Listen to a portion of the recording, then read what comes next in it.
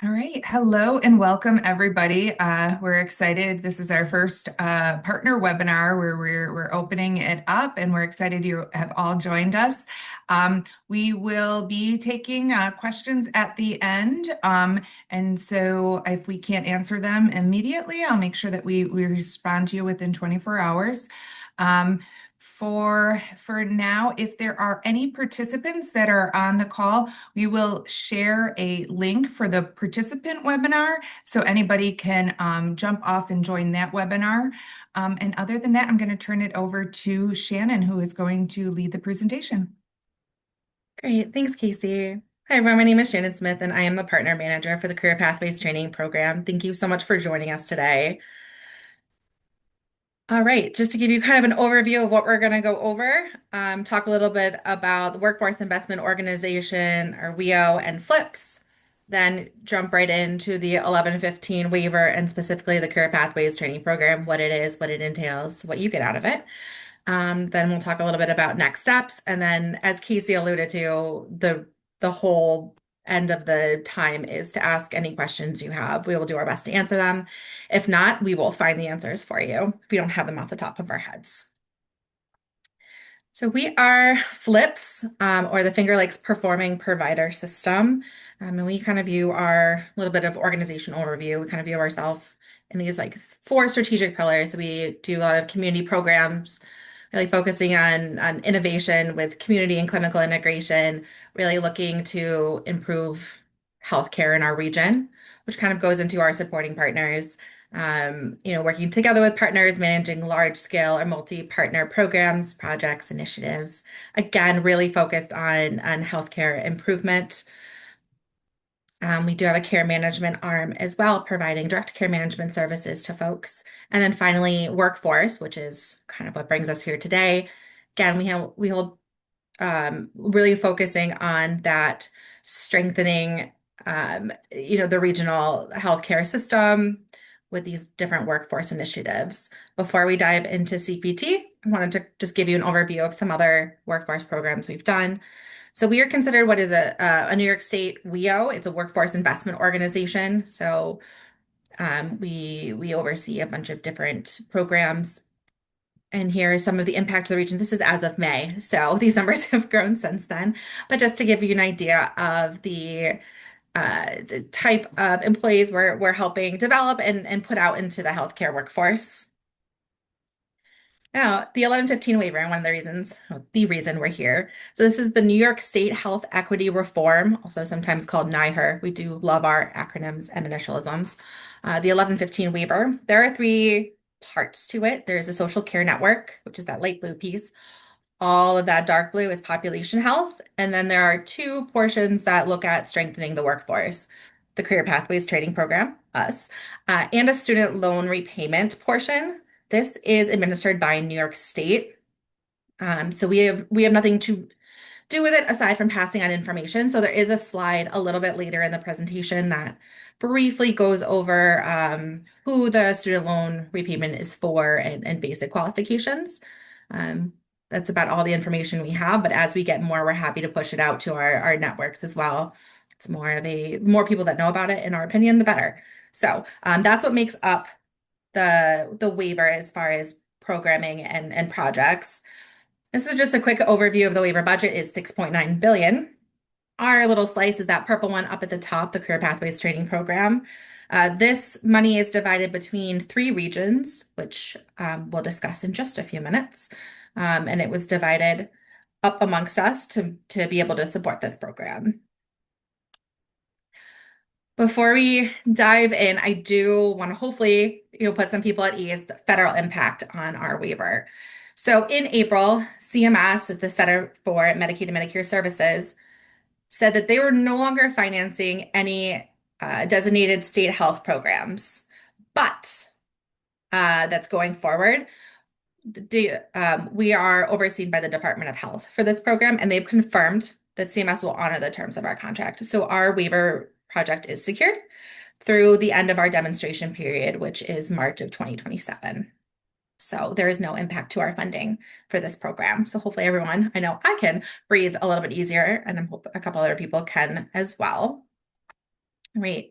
So I mentioned that that pot of money for the Career Pathways Training Program was divided up amongst three WIOs. Um, and so these are the divisions across the state. So down in Hudson Valley, New York City, and Long Island, we have 1199 SEIU, and they are overseeing the program there. In that center dark blue, you've got Region 2, which is the North Country, Capital Region, bit of the Southern Tier in central New York. That's overseen by Caring Gene. And then that light blue 18 county region is us, Finger Lakes, Western New York, a little bit of the Southern Tier as well. While we are three different organizations and we are each administering the program a little bit differently, we are constantly meeting to make sure that we are collaborating, we're working together to make sure we understand the state guidance, we're sharing best practices, all of that. There's a lot of communication back and forth. Which WEO the student works with depends on where they live, their home address, not necessarily the school that they're going to. So there is a lot of communication between the three of us. Here's that little FYI slide I was talking about the student loan repayment. So again, this is being administered by New York State. They are very specific as far as the healthcare titles that are eligible, and there is a 4-year work commitment as part of this program. Again, this is about the extent of my knowledge of this. So if we get as soon as we get additional information from New York State, we will be sure to share it far and wide. Perfect. Okay. So finally, Career Pathways Training Program, we call it CPT. Again, love those initialisms. The real purpose of the CPT program is to address the workforce shortages. We knew there were shortages before the pandemic that obviously exacerbated the issue. So this is one way that we're trying to assist with that. The CPT program provides tuition and education expense payments and support services, as well as helping with job search and placement supports for folks. The program is set to target high demand shortage areas based on some studies that New York State has done. We want to reduce barriers to career advancement, and also work to support marginalized and underrepresented communities in our healthcare system. Looking at both health and behavioral health, as well as the social care workforce. Now, enrolling in our program, participants are agreeing to make a 3-year full-time service commitment in the new title that they have worked very hard for to Medicaid enrolled providers that serve at least 30% Medicaid or uninsured individuals. We will go over this service commitment thing again in the presentation a little bit later on, where we'll go a little more in depth. So just hold on that for a second. These titles that are listed in our 3 green buckets, nursing, professional, technical, and frontline public health workers, these titles were set by New York State as part of the Weaver. And as of now, we do not have the ability to add any additional, which is unfortunate because as you'll see here, there are definitely other positions in the health, behavioral health, or social care workforce that could use this support as well. But for now, this is our focus. So nursing, you have LPN, associate registered nurse, or sorry, RN to BSN, nurse practitioner, and as well as the accelerated BS to BSN. They're professional technical, physician assistant, licensed mental health counselor, master of social work, CASAC, certified pharm tech, certified medical assistant, and respiratory therapist. Then finally, our frontline public health workers, we have community health worker and patient care manager.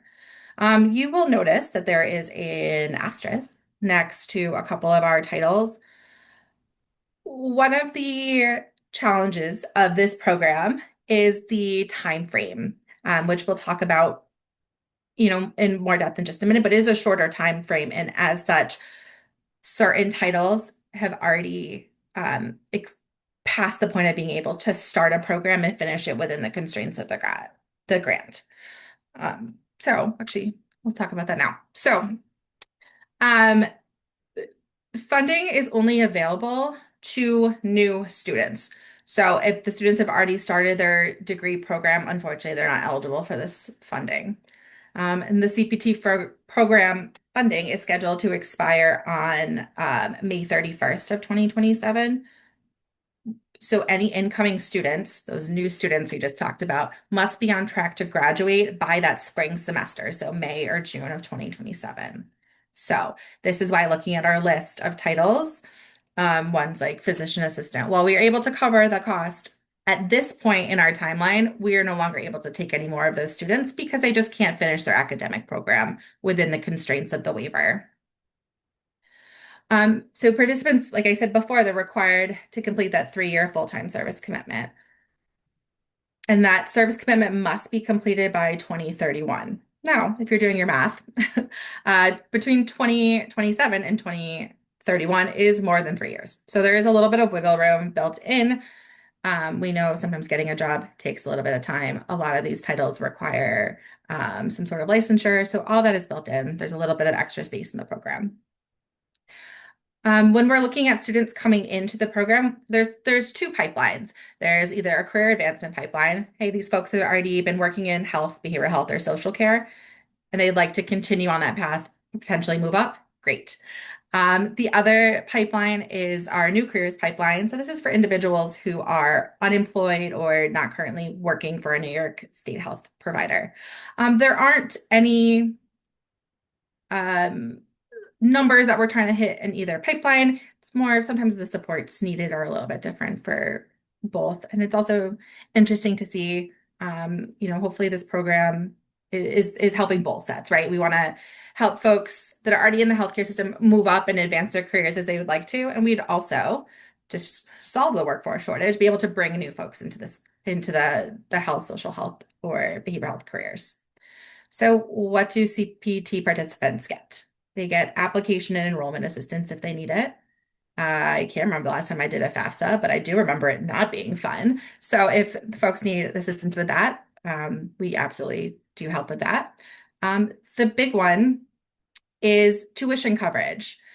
So we are considered last dollar funding. So if a student would apply for any financial aid, any free financial aid they would take, the remainder we will cover.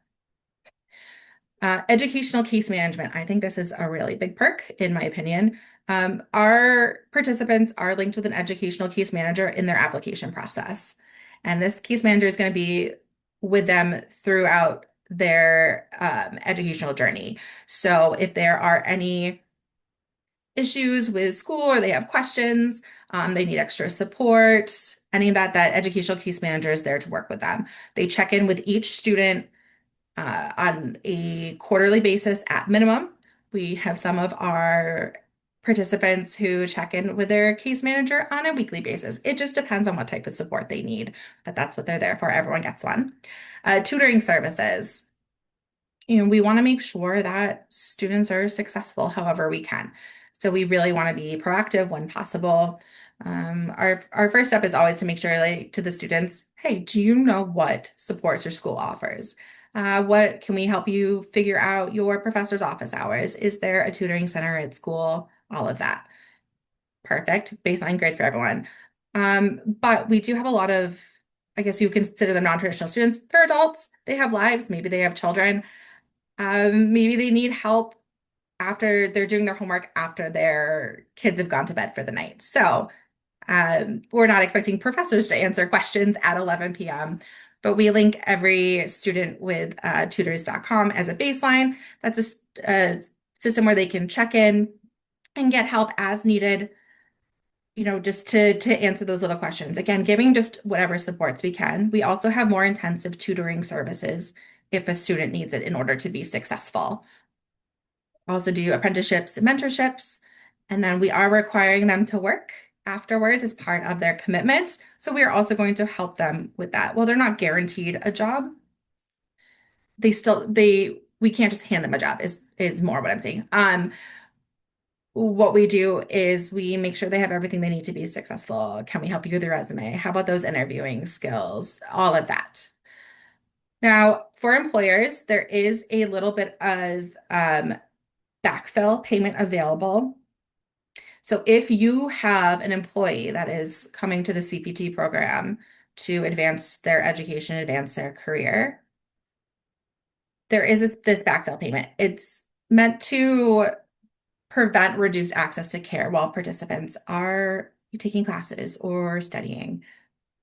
Right now, it covers up to 2 days per week of backfill. It does require a backfill agreement with FLIPS to provide this paid release. I will touch on the backfill and the backfill rates again in just a moment.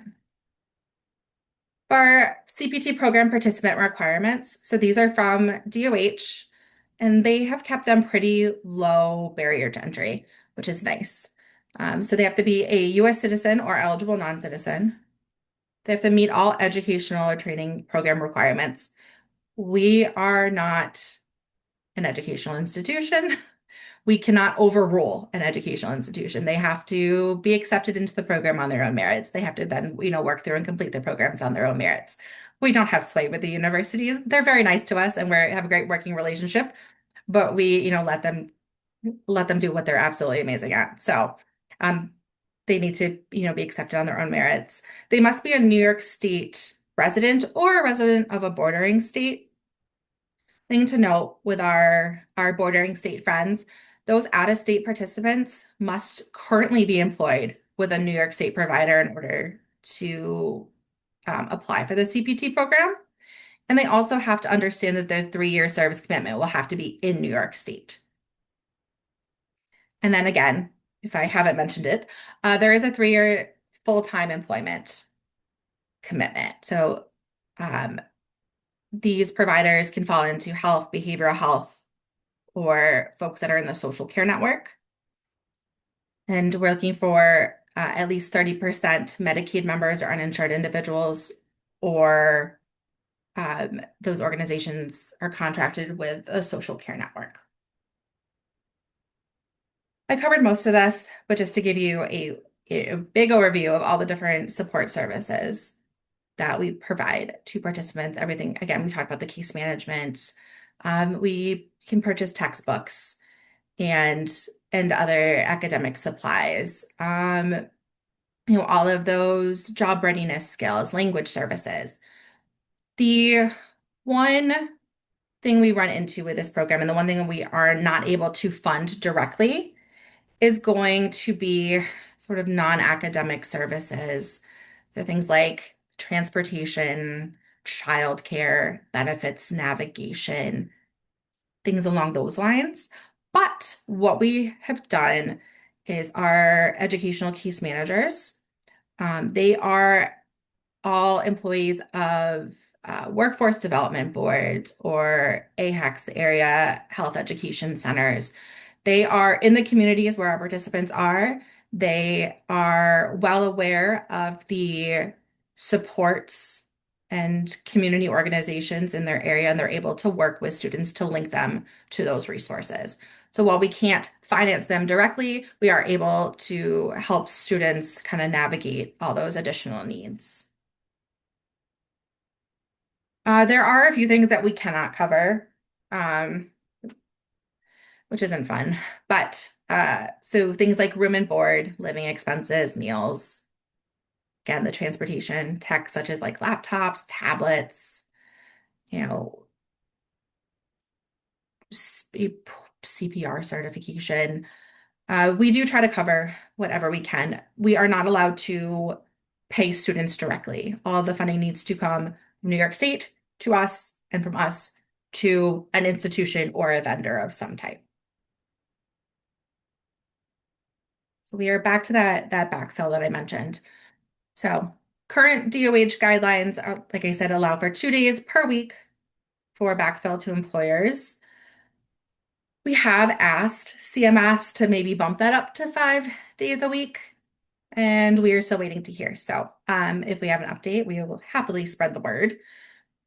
The backfill daily rate is determined by the program that the student is, your employee would be studying for. So uh, if my employee Joe is going back for his Master of Social Work, the daily rate for backfill would be the 259. So, in development. So students are expected to have jobs. How are they going to find them? Since we are requiring that they work for agencies that fit a very specific criteria, how does that work?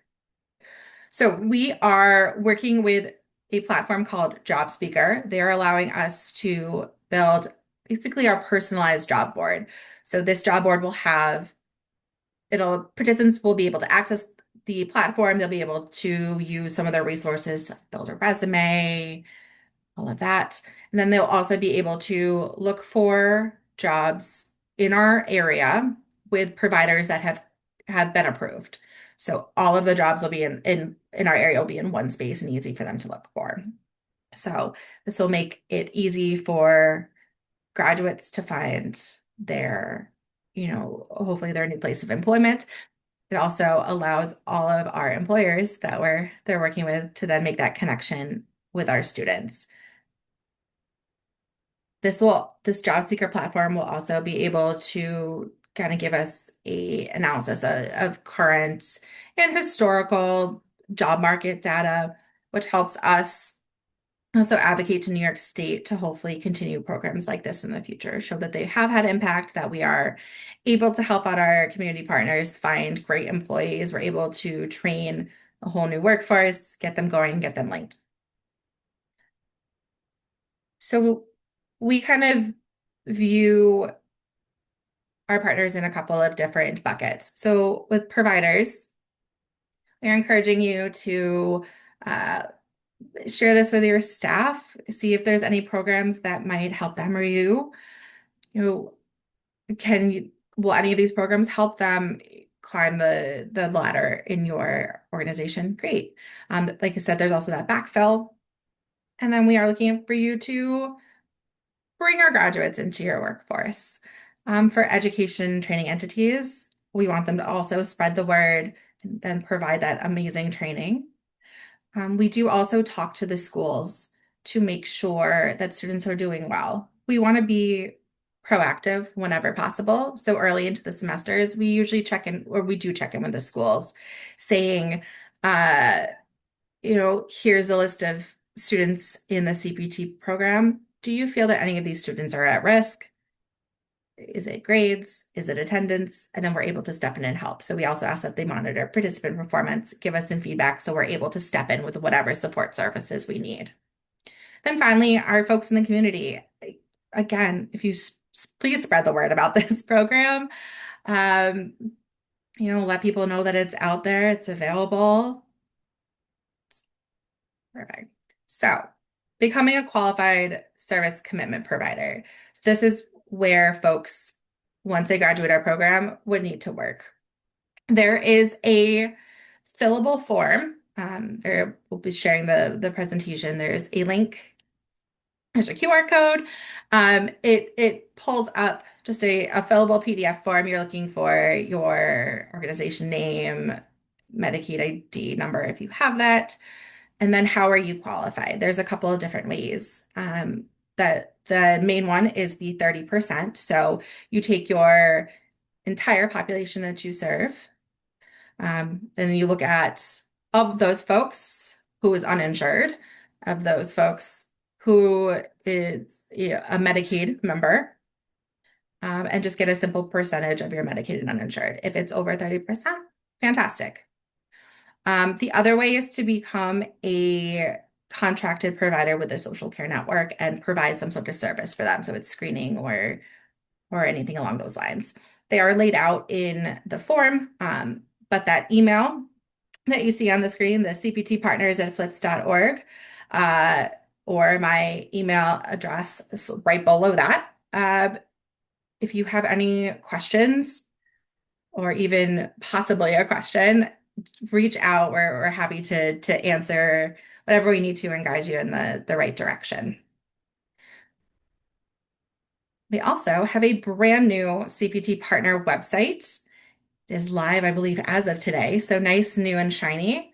So what does it have on it for you? It's got more explanation about that, how to become a qualified service commitment site, explanation of the criteria.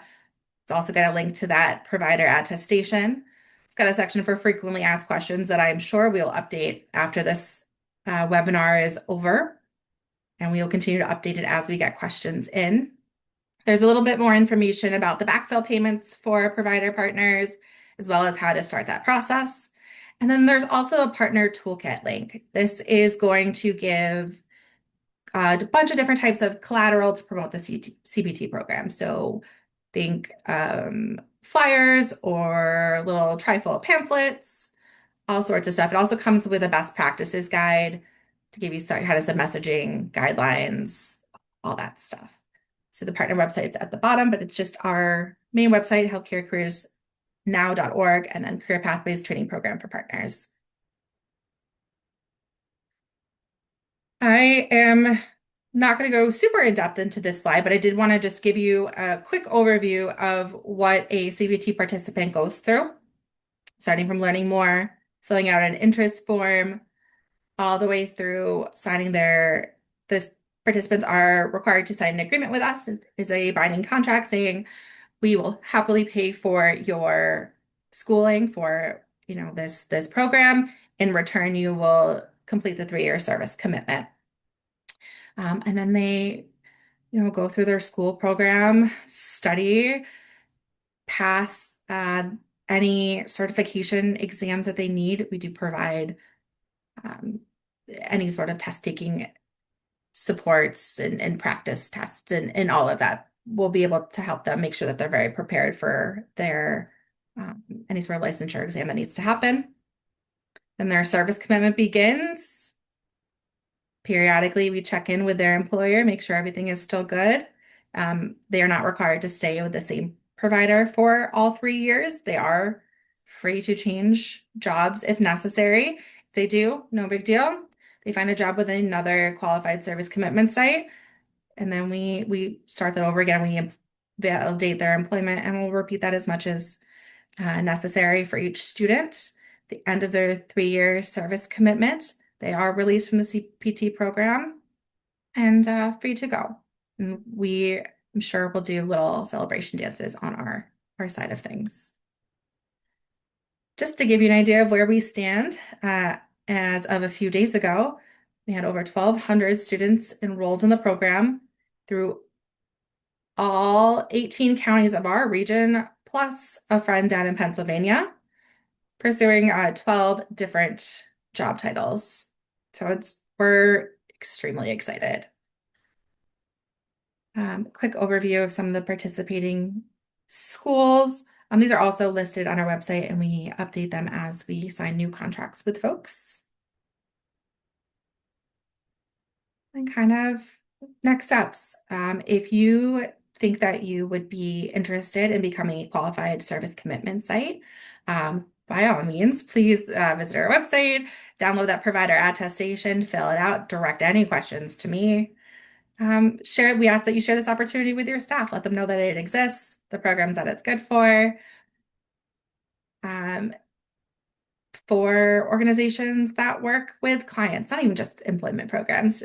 If you work with clients in the community or folks in the community, feel free to share this far and wide with them as well. And then once the attestation's done, we might periodically ask you for some vacancy data, but we're hoping that our job speaker platform will be able to do most of that. So it should be a smooth process for both employers and our participants. I swear I'm almost done. So we are just gonna go over this very quickly, just a few questions that we almost always get, and then we'll open it up. Casey will help me answer some questions, and we'll going. So there is a FAQ document focused more on the participants and their questions on our main website. Like I said, our website is nice and shiny and new. So our partner FAQ is actually now posted on our partner website, which is super exciting. So a couple of frequently asked questions. Why was my application not accepted? We found that they kind of mainly fall into these main reasons. The applicant has already started their academic training program, and unfortunately, they're not eligible. The applicant's permanent residency does not fall within the WEA region they applied to, in which case we say sorry, but here's the correct wheel. We do a nice warm handoff so no one is just left wondering. And then it's just possible that the academic program that they want is not covered by the CPT program. For educational training institutes that want to work with us, contracts, we do require a signed third-party agreement, a signed contract in order to do so. But if you are just working with us as an employer, as a qualified service commitment site, there's no contract that needs to be signed. It's just that attestation. And with that attestation, there is no binding commitment to anything. You are not required to hire any of our graduates. You are not forced to do X, Y, or Z. It just gives you the ability to. So, I will take a break from talking for a minute. But that is the website that you see is our main CPT website. There, like I said, will also be a partner site. There should be a link that you could get right to that. And that cptpartners@flips.org is the best email address. If you have any questions, follow up, what have you. It's monitored by the partner team, so we will be able to get your questions and get them answered in a timely manner. All right, Casey.